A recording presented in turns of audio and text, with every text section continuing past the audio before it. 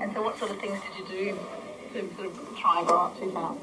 Oh, not so much that I did anything, but I always assumed that it was going to be much easier when I was grown up, and that I would be free to do what I wanted to do and not be told what to do. I've been sadly disillusioned since I have grown up. And where did you grow up? I grew up in England, in the north of England near Chester. So I have memories of sitting in school and watching people go past on the outside and being on the outside and me being on the inside. And what did you want to be when you were growing up? What did you want to do? Well, I wanted to be a dance teacher, and that's what I am. So I followed it through. So yes, that's what I always wanted to be. So that's good.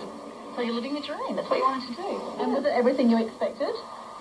Yes, and more, and harder than I thought it would be, but probably better than I thought it would be. So yes, and I'm doing it here on the other side of the world now. So What sort of dance?